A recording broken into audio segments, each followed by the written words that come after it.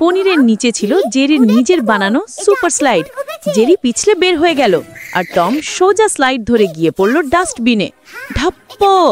আরেক রাউন্ড হাসি বাচ্চাদের জন্য।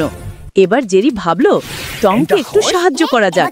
সে টমের কাছে এসে ডাস্টবিন ঠেলে টমকে বের হতে সাহায্য করলো। টম অবাক, ও জেরি, তুই এত ভালো। কিন্তু জেরির মুখে দুষ্টু হাসি, কারণ কিছুক্ষণের মধ্যেই আবার শুরু হবে তাদের খেলা। টম একটু স্বাভাবিক হতেই জেরি একটা ছোট ঘন্টা টমের গলায় বেঁধে দিল।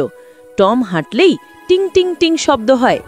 এখন জেরি দূর থেকেই বুঝতে পারে টম কোথায়। টম যতই চুপি চুপি ধরতে যাক, ঘন্টা তাকে ধরিয়ে দেয়। এতে করে জেরি হাসছে, নাচছে আর টম রাগে ফুঁসছে।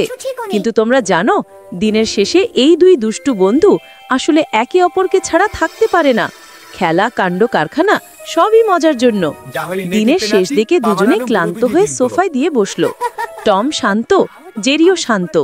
জেরি টমের হাতে ছোট্ট পনিরের টুকরো দিল আর টমটাকে দিল দুধের বাটি। আর দুজনেই বুঝলো বন্ধুত্বই আসল শক্তি। এভাবেই টম আর জেরির দুষ্ট